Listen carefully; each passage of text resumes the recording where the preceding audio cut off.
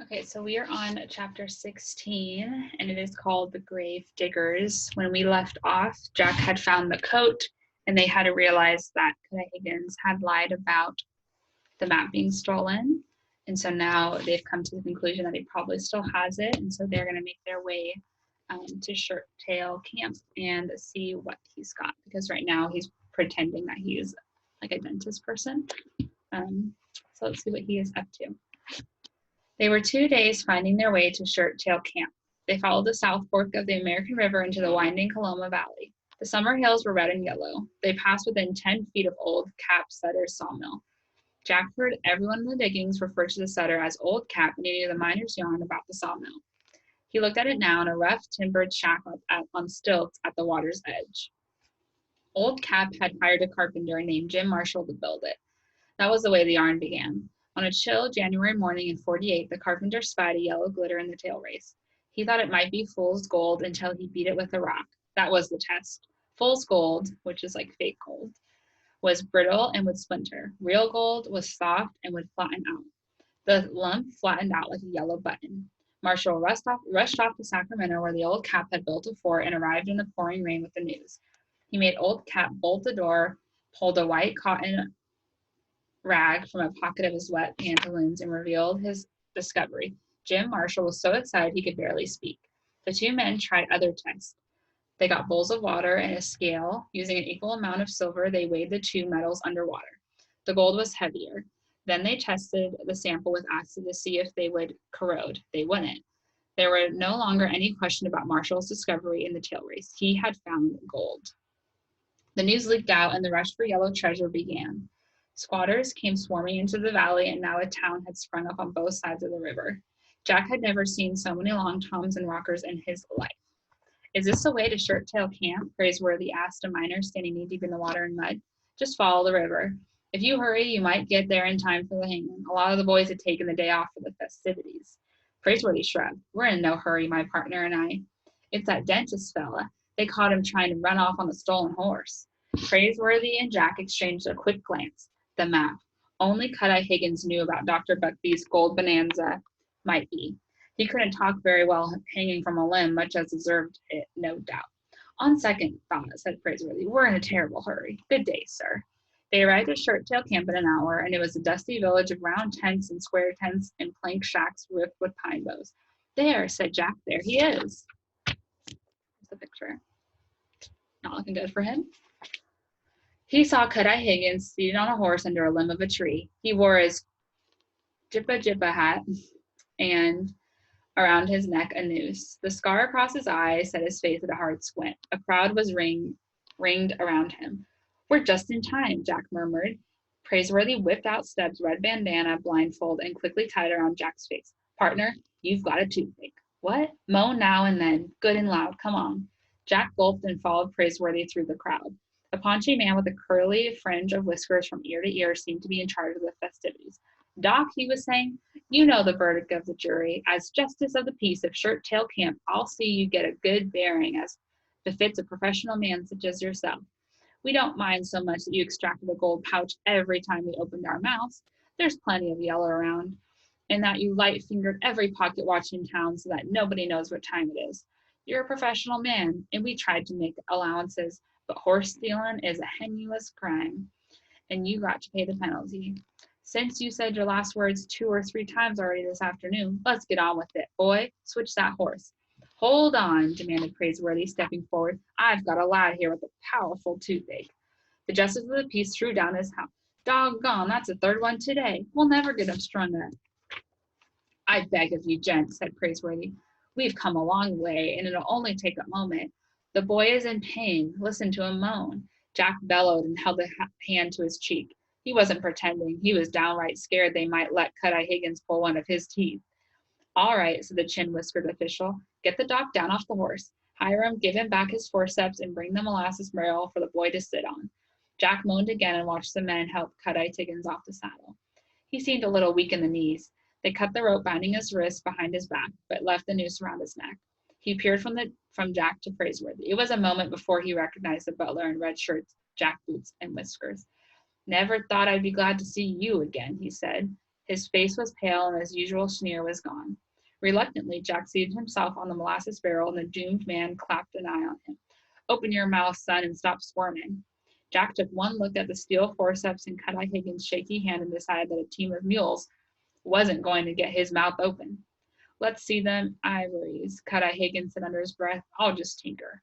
You didn't come to me to have any yanked. We came for the map, Praiseworthy muttered. I figured. Get me out of this and the map is yours. Praiseworthy nodded. It's a bargain. I'll do the best I can, but first, the map. I don't trust you even with a noose around your neck.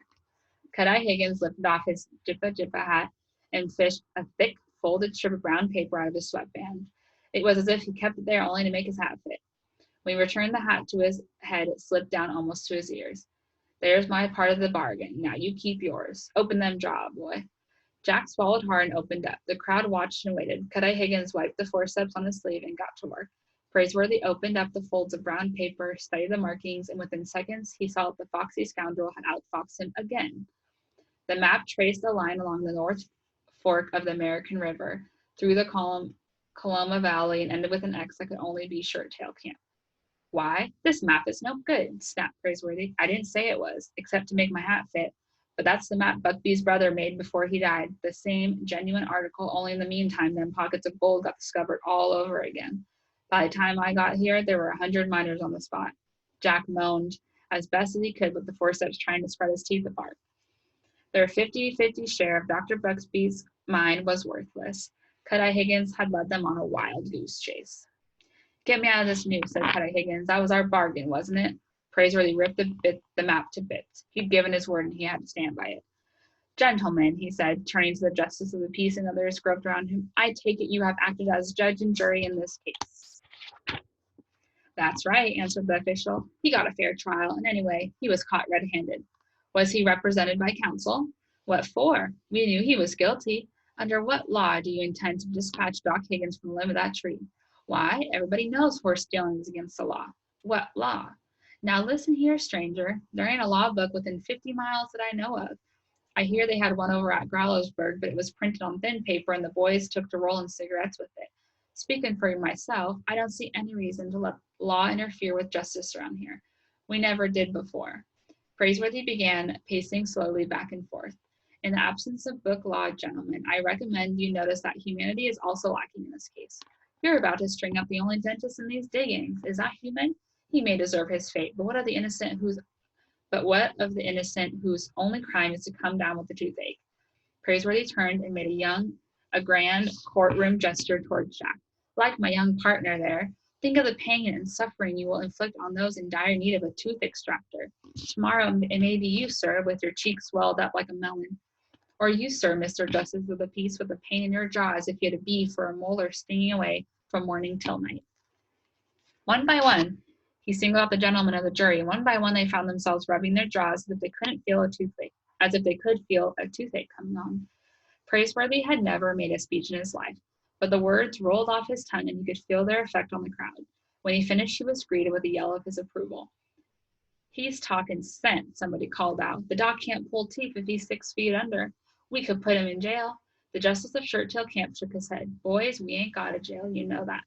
The verdict was stringing him up, but I suppose I could delay the sentence until another tooth extractor shows up in these parts. There's bound to be one before long. Then we'll get on with the sentence. There was a general approval from the crowd, and 2 toothaches broke out on the spot. Praiseworthy was astonished by the power he had found in his voice. The 2 miners got in line at the molasses barrel, and Jack was glad to give up his place. My tooth has stopped hurting, he said, and Cut-Eye Higgins gave him a wink with his bad eye. Doc Higgins, said the justice of the peace, you got yourself a temporary reprieve. When you finish with them extracting jobs, you stand still, and we're going to build a jailhouse around you. There'll be visiting hours for anyone with a toothache, but I'll see you hung yet, as soon as possible. Then he turned to Praiseworthy. Stranger, I promised the doc a good bearing befitting a professional man. Might as well get all in readiness. Since you appointed yourself counsel for the defense, you get up in the hills and dig him a resting place. Make it 6 feet deep. Why 6 feet?